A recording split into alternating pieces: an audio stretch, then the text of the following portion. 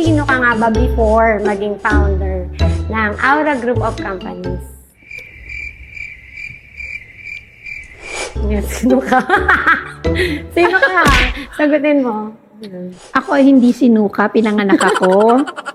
Anong reason na parang nag-stop ka na? Kasi after 10 years, nag-change ka na ng career. May iba palang pwedeng pagkakitaan. Kung paghihirapan ko ulit, magbibuild ulit ako, dun na sa sarili kong company.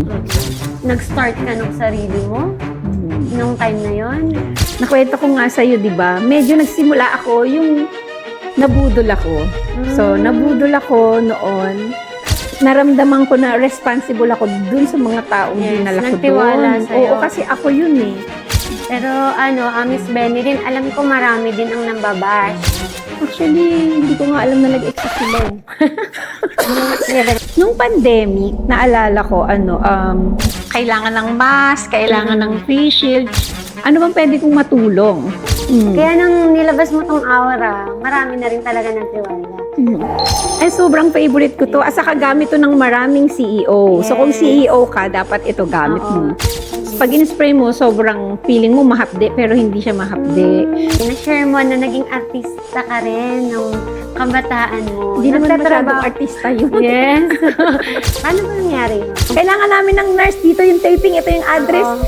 Ito yung susuot mo, pumunta ka. Ganon, bigla na lang naging artista na lang. Nangyayari lang yung lahat ng bagay, siguro naaayon lang sa kung saan ka talaga papunta. Nasa bahay ka lang, nag-scroll ka na naman ng social media mo, tumutok at manood ka ng Editalk Podcast at manalo ng 200 GCash prize. Itag ang 5 friends, react and share, at i-comment ang hashtag Editalk Podcast. Ano bang hinihintay mo? Sali na! Isang magandang araw sa ating mga ka-EVI viewers na nanonood sa ating mga online platforms. Welcome to Editalk Podcast Season 3.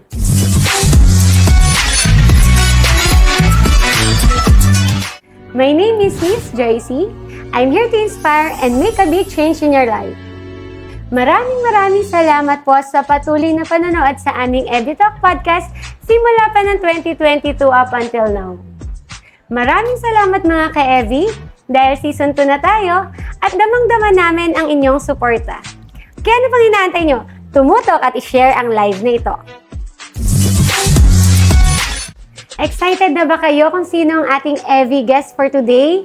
Alam ko, marami nang nag-aabang sa kanya. Hindi ko napatagalin pa. She is the gorgeous founder of Aura Group of Companies. Let us all welcome Miss Benilyn Amigo Molina.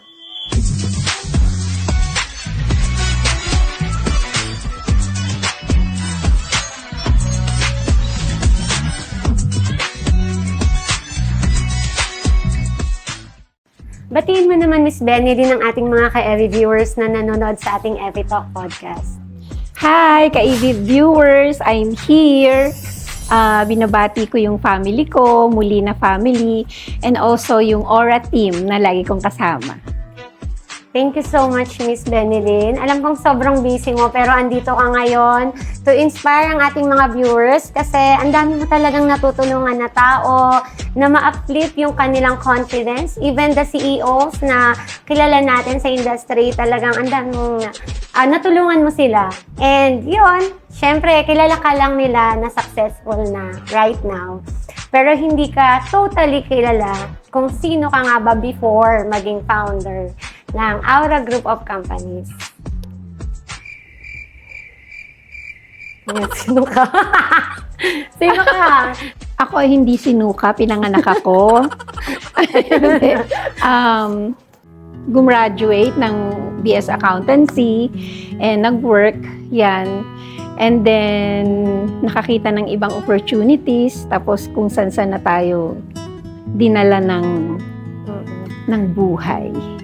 Actually, nakwento mo sa akin na may kaya naman kayo pero parang hindi ka pinalaki sa marangyang family, ay marangyang buhay. Ano naman yung buong mindset or paano na-shape yung mindset mo ngayon? Actually kasi yung dad ko is a typical Ilocano, no? And maaga rin siyang naulila, like 4 years old siya. So kami, pinalaki niya kaming, ang tawag sa kanya, he is known as silent millionaire sa kanila. Pero kami, hindi kami talaga pinalaking bawat sentimo, paghihirapan mo siya. So hindi ako pwedeng humingi, like kahit 25 cents hihingi ako, hindi ako bibigyan ng daddy ko. Ganon. So dahil doon na alam mong tinitipid ka, alam mong kailangan mong so nag-aaral pa lang ako noon, nagbebenta na ako ng kung ano-ano. So ganon. So parang namulat ka na kahit meron yung father mo is pinaghihirapan yung bawat sentimo. Oo. Hindi ko nga alam kung ako lang yung pinahihirapan. Hindi. Pero kasi ganon. Siguro okay din yung ganong training sa akin. Kasi from there, doon ako kailangan kong magbenta ng ganito, kailangan kong kumita kasi talagang kulang yung para mabili ko yung gusto ko, magawa ko yung gusto ko, ganon. Kaya pala, nung nakilala kita, sabi ko, mayaman naman.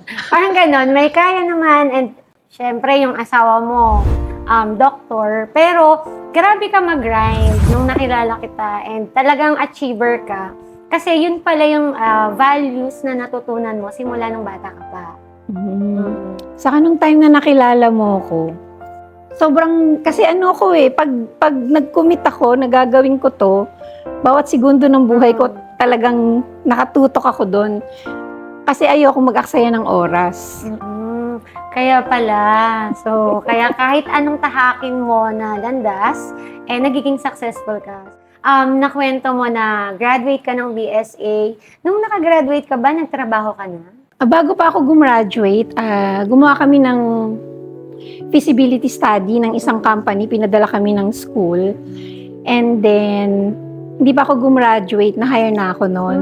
So, excited ako nung gumraduate kasi gustong-gusto ko nang magbakasyon, gusto ko magpahinga. Pero, sabi ng daddy ko, mahirap pumasok sa kumpanya na yan na kumukuha sa'yo. So, hindi ako naniniwala nun kasi parang gusto ko nga magpahinga na kasi nga pagod na ako. Pero, sinusunod ko lagi kung ano yung sinasabi ng magulang ko. Kasi, like, di ba may mga iba tayong gusto sa buhay Pero ang lagi kong tinuturo sa mga nagkakilala ko, sa mga bata, magpakamabuting anak ka muna, saka mo gawin yung gusto mo. Ganon. So, ibig sabihin, sinunod mo yung parents mo sa course mo, di ba? Sa course ko din. Course ko din, kasi gusto ko maging dentistry. Tapos, walang nasa business side sa atin. Kasi may panganay namin is doctor, yung pangalawa engineer.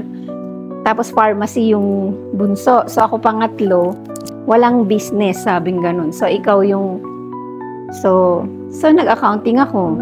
Na sobrang hirap naman tayo, no? Kaya pala nung before gumraduate, parang gusto mo na magpahinga. Oo, kasi di ba, ang daming ginagawa doon. Tapos lagi na lang compute ka ng compute na hindi mo naman pera, no? Oo. Ilang years ka nagtrabaho? 10 years ako, dun sa isang company ko, saglit lang ako yung una, and then naghanap na ako nung talagang, sabi ko yung gusto ko yung magtatagal ako ng hanggang mag-retirement na. So yun yung isip natin di ba? So yun, so nag 10 years ako dun sa company na yun, shipping lines. Anong reason na parang nag-stop ka na? Kasi after 10 years, nag-change ka na ng career. During the time na nag-work tayo, di ba, maraming nagbubukas na doors, may mga opportunities na may iba palang pwedeng pagkakitaan. So, pero during the time na employed ako, nagbebenta pa rin ako ng kahit ano Or siguro dahil masaya pag nagbebenta, di ba? So yun, na-open sa akin yung opportunity na parang, yun nga, yung network marketing. Na sabi ko, may ganito pala na na pwede palang unlimited yung kita na pag tinrabaho mo bibigay sa'yo, babalik sa'yo yung Yun. So malaking aspect sa akin ng network marketing na naging training ground. Kung ano ko ngayon, kung anong meron ako. Kasi talagang sa pakikisalamuha sa mga tao, Sa matataas, sa mabababa, sa lahat. No, pero the network marketing industry is talagang maganda naman siyang na opportunity sa lahat. Yes, and galing din nga ako dyan. And dyan din ako natuto. At nakasa. Yes, for me, it's my training ground. And nagpapasalamat ako sa upline ko din na binago yung mindset ko after graduation. So parang parehas pala tayo, ate. Now, nung nag-work ka, ginawa mo yung best mo, no?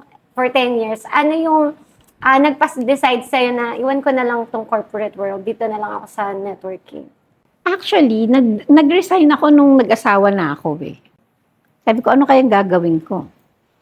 Ganon. So, pumupunta-punta ako sa iba't ibang company. As in, solo lang ako. Hindi ako nagpapa-recruit. Walang nagre-recruit sa akin. Umuupo ako, nakikinig ako, tapos inaaral ko yung, kasi iba-iba yung Marketing plan. Marketing plan. 'Di ba? Kasi ako yung kauna-unahan nun sa Millionaires Club sa babae, dun sa natin. After nun, nung training natin na pangyayari na yun sa buhay natin, nabukas na talaga tayo eh. Doon na ako na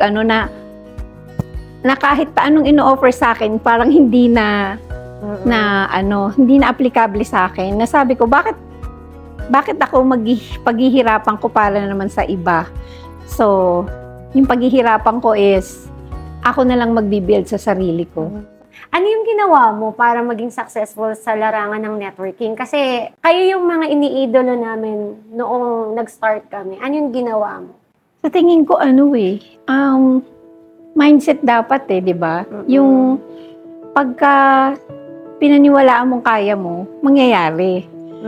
So, yun talaga, sarili mo pa rin yung kalaban mo. And then, alam mo, may time pa nun na, alala ko November 1 holiday. May 11 na gustong mag-sign up sa akin, sarado yung office. Pero, itong mga tao na to, hindi ko sila nire-recruit. The way, siguro baliktad kasi ako pagka may nagpaparecruit sa akin, tatanungin ko, alam mo na ba kung ano yung product? Ganyan. Alam mo na ba kung anong marketing plan? Hindi. Pag-aralan mo muna, saka mo ako balikan. Ganon. So, hindi ako yung hard sell. Hindi ako naggaganon. So, bakit mo sa akin gustong sumali? Ganon. So, yun. Kasi alam mo naman, pag pumasok yan, yung big responsibility para i-train mo yung mga yan sobrang walang katapusan. Kasi pananagutan mo sila. Nag-build ka kasi ng group. And sa'yo sila dumedepend. Talagang continuous ka rin nag-aaral noon? Ano yung ginagawa mo nung mga time na yon?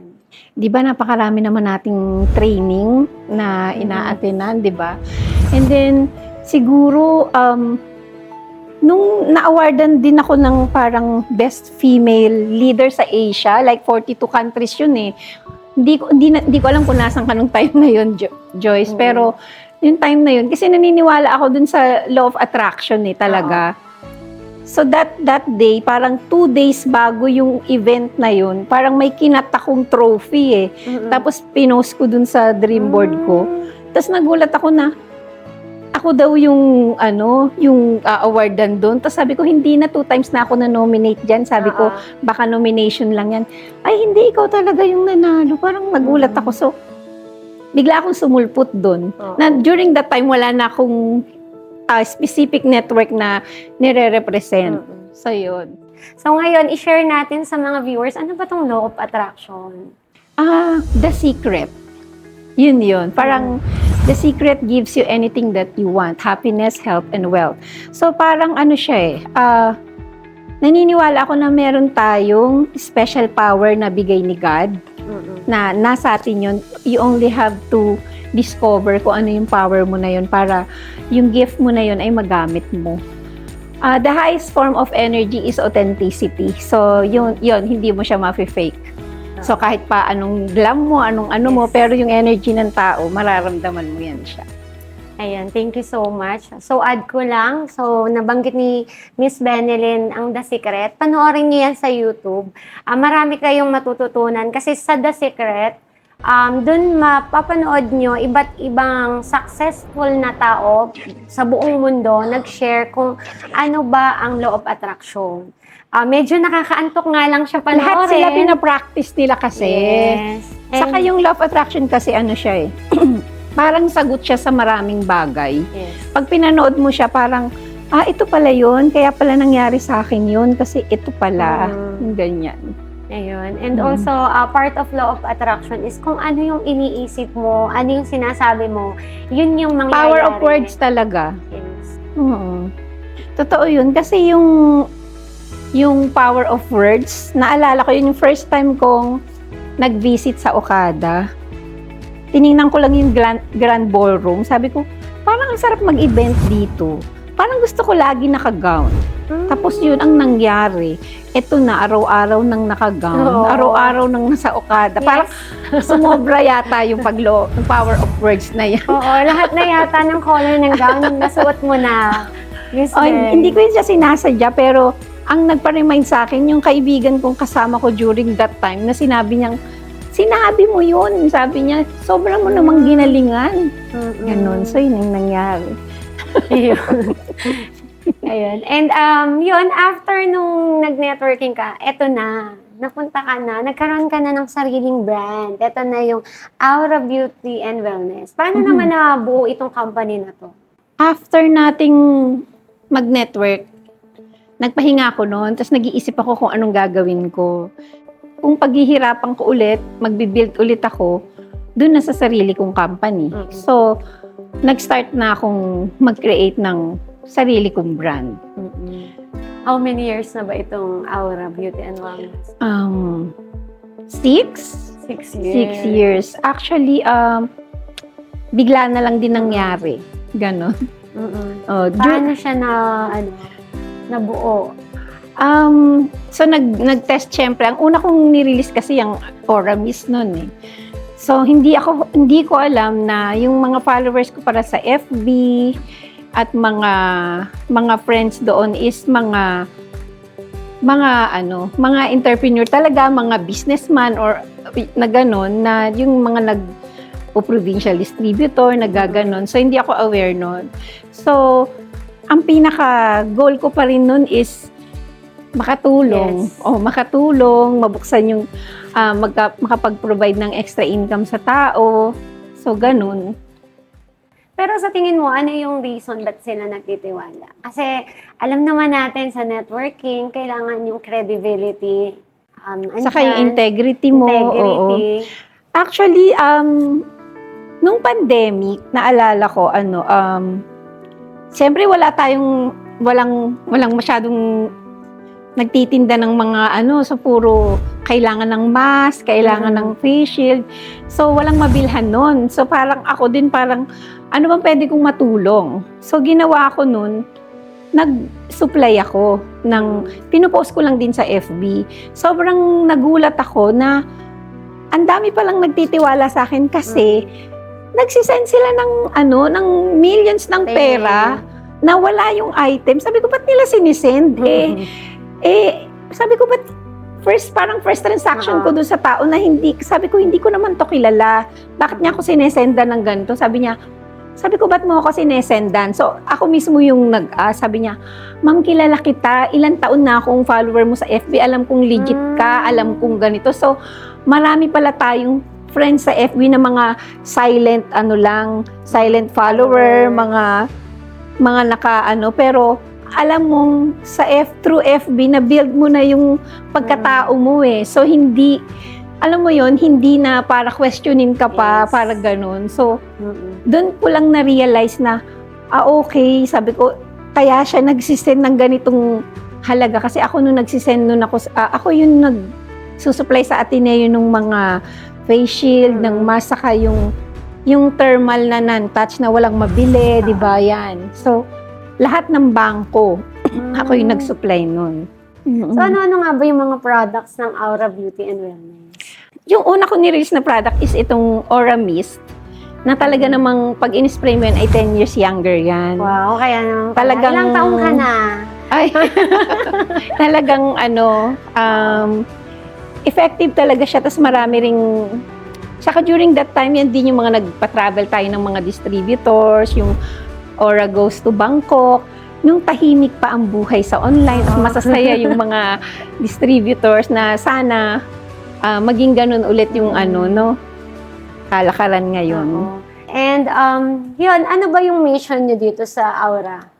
Bakit ang product na in-establish mo ay mga ointments and mga balm? Actually, Or hilig mo ba siya, yung mga ganitong product? hindi, personally kasi may asthma ako, di ba? Mm. So, etong Aura Aroma, sobrang talagang nakakasuit.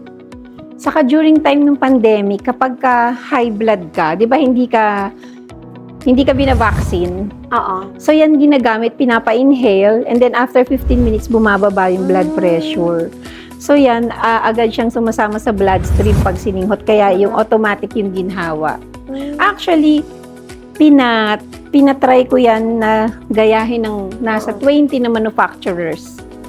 Hindi nila magaya. Sabi nila, kaya namin yung amoy, pero yung effect, hindi. Organic siya. Yes. Ayan. Pwede Pure. mo ipakita, Miss Benelin, yung product na favorite mo. Sobrang favorite ko to. Saka gamit to ng maraming CEO. So kung Yes. CEO ka, dapat ito gamit mo. Na-try ko nga siya. Actually, hindi ako mahilig sa mga ganyan. Kasi feeling ko parang may chemical. Parang pang matanda. Yes. Pero ito social ang amoy. Oo. Parang feeling ko may chemicals. Pero nung na-try ko ay parang nakaka-addict siya. Pero organic siya. Oo. Saka food grade. So nahahalo siya sa drinks, Pwede rin nahahalo siyang siya. ilagay sa water. Yes. Oo, sa maligamgam na water, kung paus ka, yan. Tapos kung may singaw ka, pag in-spray mo, sobrang feeling mo mahapde, pero hindi siya mahapde. Saka sobra talagang, kung stress ka, pag nalanghap mo siya, di ba kanina nalanghap nyo? So sobrang nakakaginhawa talaga siya. Miss Benelin, paano naman nabuo itong Aura Events Management? Nagsimula to nung pandemic. During pandemic, sobrang down ng mga tao. Yes. Nakikita natin sa FB. Parang mahirap mag-events, no? Napaka-depressive ng nangyari. So parang alam mo yun, parang meron ako sa sarili ko na parang calling na para bang may kailangan kang gawin, ano yung kailangan mong gawin, ganyan. So sabi ko, kailangan akong makagawa ng bagay na parang makakapag-uplift sa tao, paano mabuboost yung moral para magsimula ulit, ganyan. Ano ba yun? Nag-start ka ng sarili mo? Nung time na yun? Hindi, actually nakwento ko nga sa'yo, di ba? Medyo nagsimula ako, yung nabudol ako. So, nabudol ako noon na parang humingi lang ng help sa akin na sabi niya is walang a-attend sa event nila. So, inisip ko naman, ito yung gusto ko makatulong sa mga CEO. So, in-invite ko lahat ng CEO. Nung pinuno ko yung Okada, like 250 na katao. Pero hindi ko siya actually event. Pero ako yung face noon kasi ako yung nasa harap. Tapos so hindi ko siya event. Pero parang ako yung pinagbayad ng milyones doon. Na parang sabi lang sa akin is, saka na natin pag-usapan after ng events. Oo. So parang, dahil parang maayos ng kausap, maayos magsalita, so medyo nadala ko sa ganon. Tapos sabi ko, nung nalaman ko, na-realize ko na, budol pala ito. So, paano gagawin ko dito sa mga CEO na to? Parang somehow, naramdaman ko na responsible ako dun sa mga taong dinala ko doon. Nagtiwala sa'yo. Oo, kasi ako yun eh. Yun, so, parang dun ako naka-attend nag-start. yata ako noon. Oo, Pero ikaw hindi yung halata kaunaan. na may problema ka that moment. Actually, hindi ko naman siya pinoproblema. Oo. Hindi ko siya pinoproblema. Parang na-realize ko lang, teka lang, bakit ako yung nagbayad? Parang ganon. Okay. Oo. Tumulong ka kasi nga walang wala daw attendees. a-attend. Siyempre, magkano ba sa Okada? Oo. Ngayon, tinulungan mo, natulungan mo yung mga CEO, kaya lang, hindi naman pwedeng parang ikaw yung nag-shoulder. Ako, tinitingnan ko na lang yung yung positive effect sa tao. Kasi, Paano mo siya dinadala? Parang, minsan nga, ako lang solo nakakaalam eh. Kahit yung team ko, wala silang alam. Kasi ayokong during event, nararamdaman nila yung bigat ng So, ako lang nakakaalam. Basta nakikita ko lang masaya silang lahat, ganyan. Okay na ako dun. ano yung iniisip mo? Ang iniisip ko kasi Ginagawa doon, yung mga CEO na so sadsad na, ma'am, simula nung na-awardan mo kami, ni-recognize mo Oo. kami, tuloy-tuloy yung pag-angat namin hanggang sa yung mga ganong bagay. Minsan parang walang nakaka-recognize dun sa mga business owners. Kami, parang behind the scene kami, pero nakikita namin yung paano nag-start tong company na to na sobrang walang-wala, tas talagang umangat ng na somehow, I know, part kami nung success ng bawat na yan, brands na yan, ng tao na yan, na talaga naman yung iba, talaga naman bumabalik at hindi nakakalimot. Talagang, ma'am, alam nyo, dahil sa inyo, kaya ganito. So, yan na nga, Miss Benely, na-share mo na naging artista ka rin ng kabataan mo. Hindi naman masyadong Nagtatrabaho- artista yun. Yes. Pero hindi kasi biro din na makapasok sa, sa mga movie, sa mga teleserye. Paano ba nangyari yun? Actually, nag-work ako nun sa Viva as auditor. Mm. So, nung time na yon, kulang kasi ng nurse. Ay, wala kaming nurse. Ganyan. Oo. Kailangan namin ng nurse. Dito yung taping, ito yung address. Oo. Ito yung susuot mo, pumunta ka. Ganon. Bigla na lang naging artista na lang. So, walang Ganon. walang mga workshop yan? Wala. Artista na. Okay, artista Hindi, may ka. inborn. Grabe, talented ka talaga, Miss Benedy. Hindi, actually, nung medyo kabataan ko din, lumalabas din naman ako sa yung INC TV, like mga siguro 15, 16 years old yan. Nag-workshop ako noon. Pero hindi naman talaga parang mag-artista talaga dahil alam ko naman na medyo conservative yung family ko, hindi yun yung tatahaking kong landas. Pero, ayun, lumalabas din ako. Minsan nagdo-double ako sa TGIS noon. Tapos nagiging ka-eksena ko sila Carmina, sila Eric Quezon, basta mga ganun. Miss Benelyn, nakita ko sobrang successful ng mga events ng events management, no? Lalo na yung mga awardings nyo. I think sobrang ganda ng mission nito. Ano ba yung mission ng Aura? Of course, to recognize yung mga individuals na nag-excel in their own fields, no? Pero, yun talagang pinaka-main nun, yung balik kasi, yun yung, for me, yun yung priceless. Kasi, hindi naman siya ordinary event, no? Yung lugar na kung saan napagsasama-sama ko yung matataas na tao, yung mga nagsisimulang nagninegosyo, at yung patuloy na lumalaban sa hamon ng buhay. Minsan yung pagkakataon na binigay mo sa kanilang makasama yung mga iniidolo nila sa isang event, makausap na yun yung magbo-boost sa kanila para to fight more, diba? And yung mga nakasama namin na nagsisimula, nakita namin kung paano talaga sila namayagpag sa industriya na somehow naramdaman talaga namin na part kami nung success ng mga taong ito. Kasi binabalikan nila kami. Nagti-thank you sila na salamat sa inyo dahil simula nung na-recognize nyo kami, sunod-sunod na yung success na na-receive namin, dumami yung mga kliyente namin. And then meron ding mga manufacturing companies na alam mo, ma'am, lahat ng clients namin na nagpagawa sa amin, lahat galing sa events nyo. Kasi syempre, lahat ng CEO nandun eh. Oo. Diba? Plus yung mga sa iba-ibang field din na tipong feeling nila masyado na silang down, na laos na sila or what. Pagka ni-recognize namin sila, parang, wow, may mga ganito pala na taong na-appreciate kami.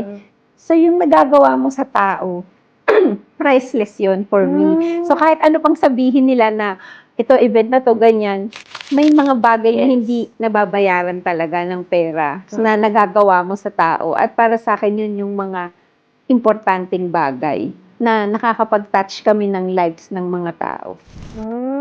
Now I see, Miss Benelyn, no? Kaya pala, nag-e-enjoy ka. Kasi iba yung bukod sa pera, iba yung feeling parang may fulfillment na nararamdaman ka lalo pag nagpapasalamat sila sa'yo. And through your platform, doon sila nakilala. And doon ulit bumalik yung moral and confidence nila. Totoo yun. Totoo yun.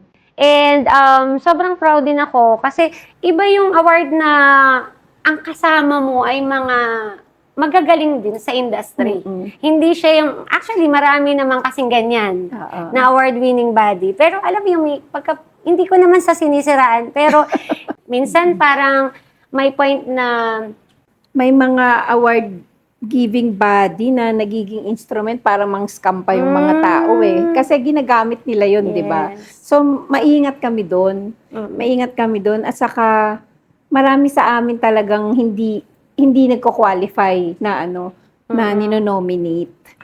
Paano Oo. nyo ginagawa yun, yung pag-checking nyo? Meron kaming bawat event may council na naka-designate yon na kasamang sila yung nagsasala. Kung mapapansin nyo dun sa pinopost namin sila agad di ba? Mm-mm. So from there nakikita namin yung mga feedback ng taong bayan. So nalalaman namin na itong taon to ganito, itong taon to ganito kasi marami nagme-message sa amin. Mm-mm. So ganun. So tinitingnan nyo talaga yung credibility ng Mm-mm. tao before nyo awardan. Tama. Yun talaga. Kaya medyo mahaba ang proseso. Pero Miss Benilyn, alam ko marami din ang nambabash sa inyo. Pero alam naman natin pag mayroon ng mga naninira, 'di ba? Ibig sabihin nun, sobrang namamayagpag yung inyong ginagawa. Ano naman masasabi mo sa kanila? Actually, hindi ko nga alam na nag-exist sila Yes. Hindi, kasi para talagang nakafocus lang ako dun sa Yes. gusto naming gawin, dun sa vision and mission namin, sa ini-aim namin sa karapat-dapat na parangalan ay magagawa naming maibigay sa kanila. Yes, and also, kaya kanina tinanong ko ano yung mission and vision ng Aura kasi dun magmumula. Kung hindi dahil sa'yo, hindi niya makikilala si Totoo ganitong yun. tao. Oo. Diba? Yun talaga Parang you're building yung circle na binubuo Yes, the mo within your community. organization. Mhm. So parang minsan lumalapit din itong mga tao na to sa'yo para mag-guide mo rin sila for connections. Actually, oo. Like may mga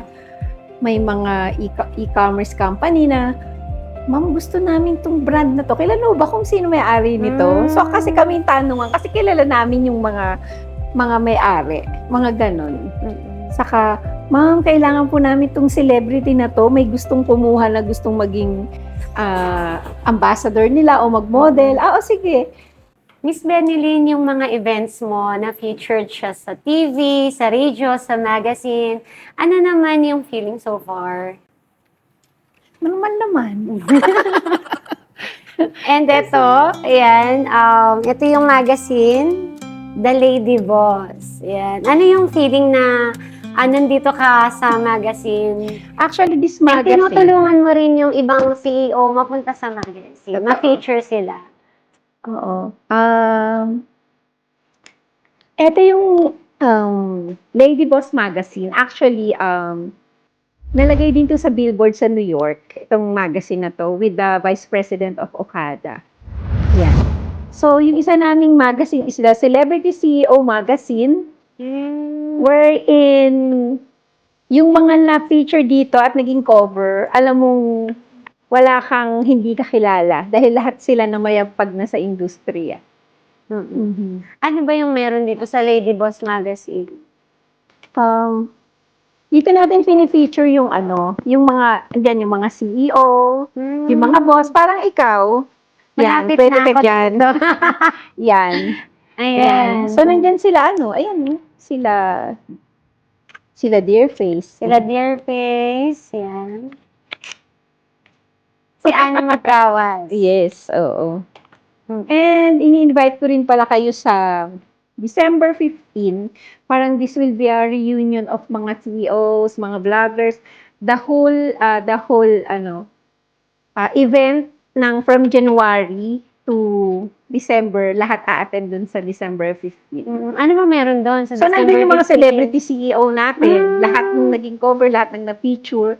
And we will launch another coffee table book, Inspiring Entrepreneurs.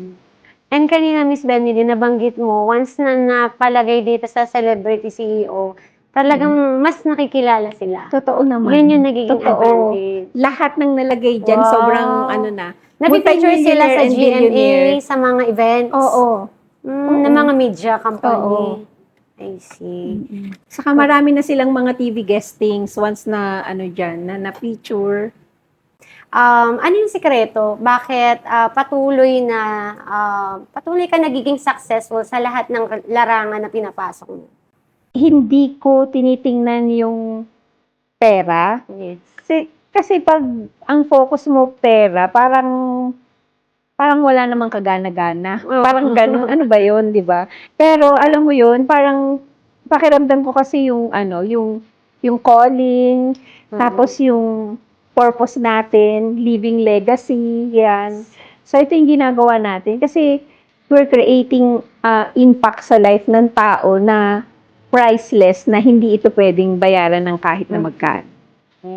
And bukod dyan, Miss Benilyn, I think kaya lalong nagiging successful itong Aura Events Management.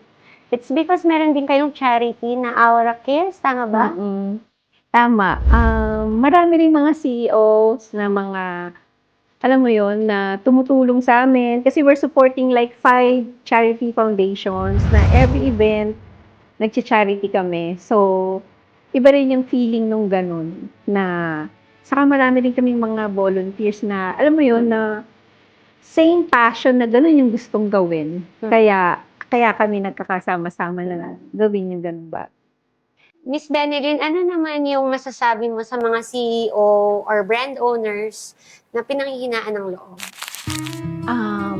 Gusto kong sabihin na ang road ay hindi laging diretso o laging mataas.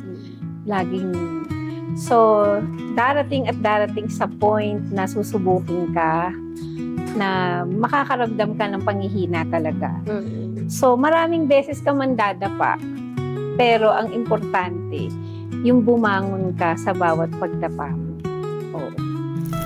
So, ang kailangan mo lang magpakatatag at magtuloy-tuloy ka kung ano yung mission mo sa buhay at kung papaanong maipagpatuloy kung ano talaga yung purpose mo dito sa mundo. Thank you, Miss Benilyn, for sharing with us your inspirational story na talaga namang kapupulutan ng aral at pag-asa ng bawat isa. At before katuluyan na magpaalam, baka may gusto ka pang batiin at i-promote. Po-promote ko lang yung nalalapit na event na the Global Iconic Aces Awards in Dubai this coming November 24. So we're going global. And then yung December 15, at Okada, it's a Aura Charity Gala and launching of coffee table book and also a fashion show with celebrities and CEOs. CEO on ramps. I hope makasama ka doon. Ayan. Thank you so much, Miss Benilyn. Alam mo, sobrang grateful talaga kami dito sa Evitalk Podcast kasi nabigyan mo ng inspiration yung ating mga viewers and talaga namang nakilala ka namin ng lubusan. Kasi actually ako, dami ko ring natutunan. Yun nga, erase pag may hindi magandang nasabi kasi law of attraction really works. No? Thank you so much. Sa nanalo sa aming pa-Gcash, abangan nyo na lamang sa aming Evitalk Podcast page. I hope may natutunan kayo at na-inspired kayo, lalo na sa pag-abot ng inyong mga pangarap. Again, my name is Miss Joycey. See you on our next Evitalk Podcast Season 3.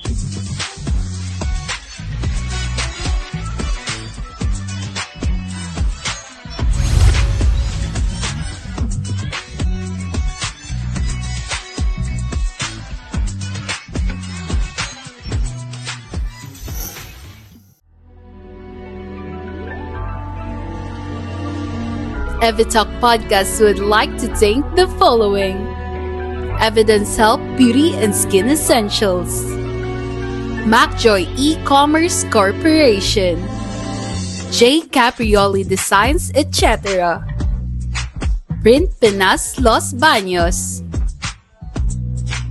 Mogs Photo and Films, Speedway Business Solutions Corp. We trade innovation solutions. Hello Eve. Germite Packaging Supplies Trading Incorporated. The Wise Owl Studios. Hisopos Global. Via Juana Distribution. Beauty Co. Miss Seed Beauty Lounge. Skin Amazing. Queen Boss Society. King Boss Club. Gig Sportswear.